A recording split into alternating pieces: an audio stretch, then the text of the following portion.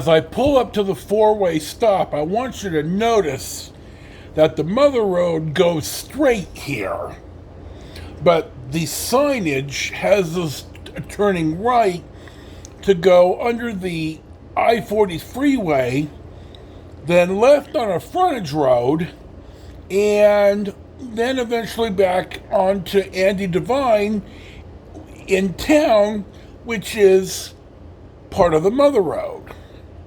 So, I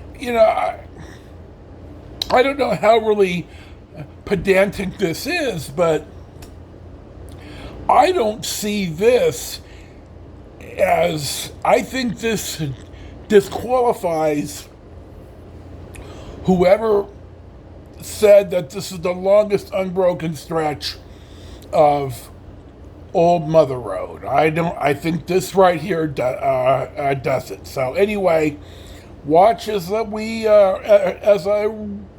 kind of drive through Kingman, and we'll see what's next. The Hotel Beale here on the left used to be very, very fancy and had AC long before a lot of other hotels did. And you'll notice it's kind of kitty cornered to the train station, which is still in operation. And no, hell, now we're going to get gas, but it was a real hopping place back in the day. So we're back on the road.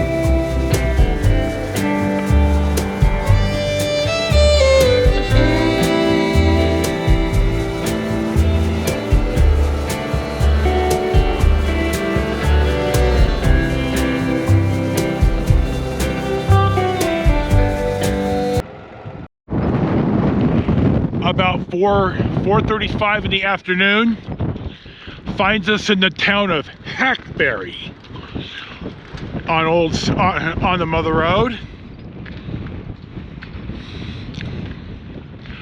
I got gas, and you saw I pulled off and got gas at the Chevron, which was in, Jesus, a hard K too, Kingman.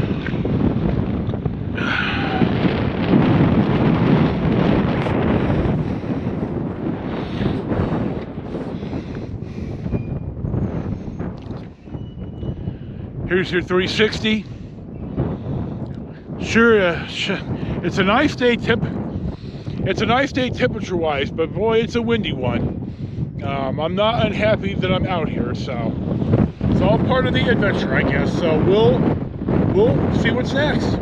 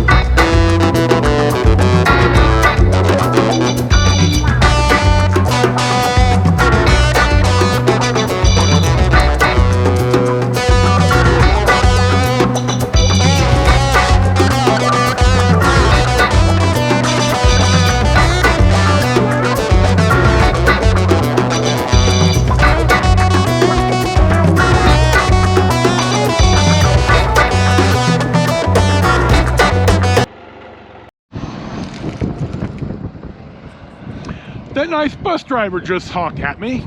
God love her. Our next stop about 5 or 10 minutes after 5 in the afternoon on the 28th of March of 2022 finds us in Peach Springs, Arizona. And Peach Springs is the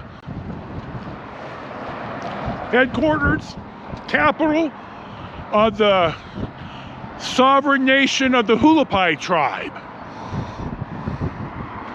And I'm going to get this here right here. There you go. Got to have the bike in it too. Still is a windy one, but in a victory for the memory, I remembered my clear glasses, and I am riding in them now. You may have seen in Joe's luck, my $450 radar detector took the flying Saito off the windshield. So, you know, and I broke the face shield on my $600 helmet trying to pull it out of the front, and it stuck. And one of the sides flaps now. You know, I talk about Joe's luck, and my poor wife is sick of me saying one thing turns into 50 things, but by God, it's just over and over. Anyway, you hear the train, we're on the old tracks. Interstate 40 bypasses this substantially to the south, maybe, hell, I don't know. But it's, old 66 follows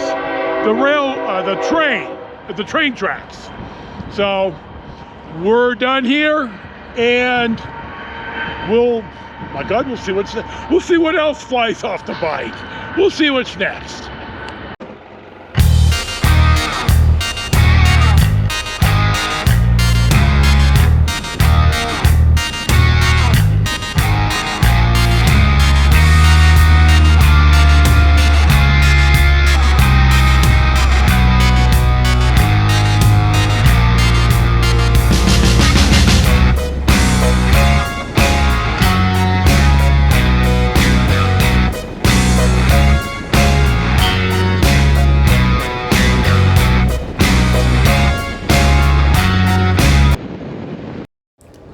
The arrows will show where the old roadbed was, which is not where the road is now, which is another reason I think this isn't the longest stretch of unbroken Mother Road left.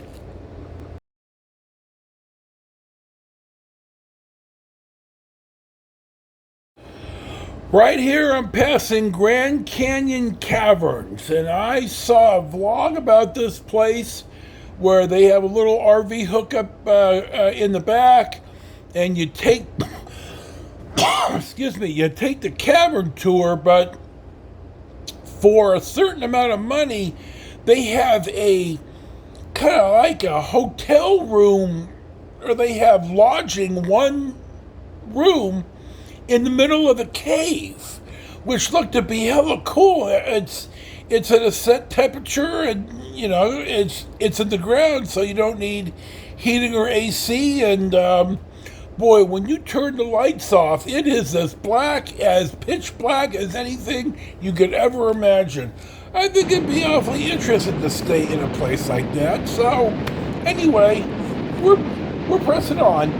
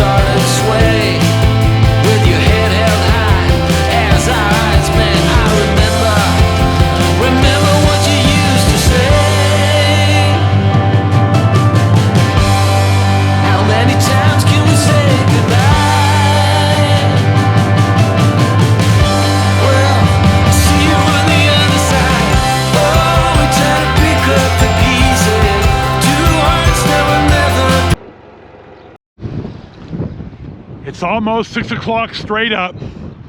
I'm in Seligman, Arizona, in Yavapai County. This is a pretty popular spot right here. It's like the guy that Seligman kind of was in disrepair, and this one guy, and I can't think of his name, but he owns this, or he owned it, and he's really behind a lot of this US 66 stuff right here in Seligman. So I was gonna go to Ash Fork, but I let my day get away from me, and this is a little bit longer than I thought it was.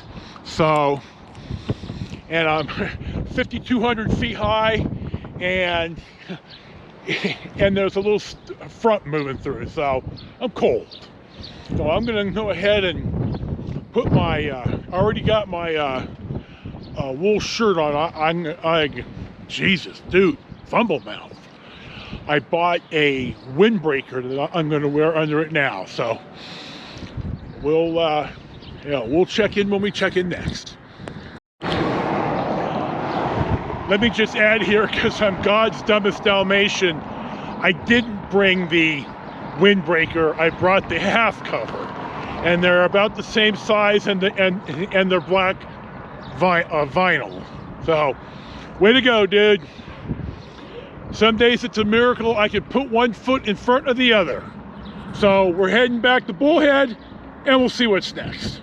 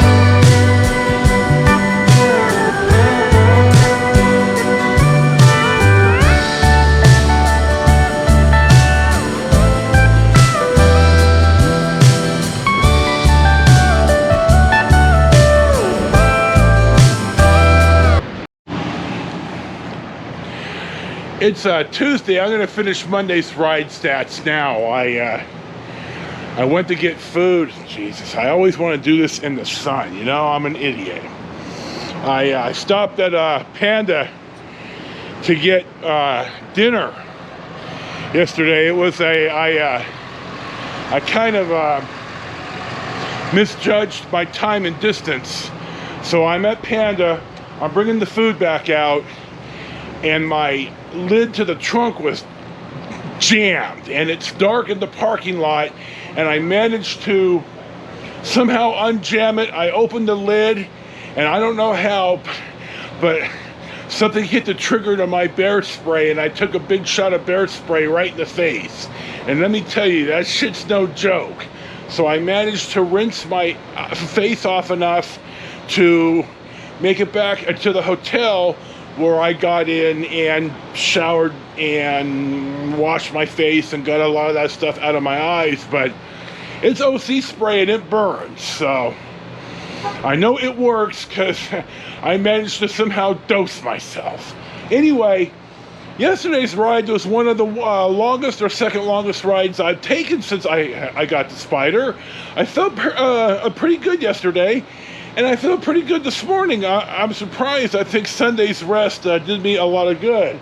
I rode 284 miles.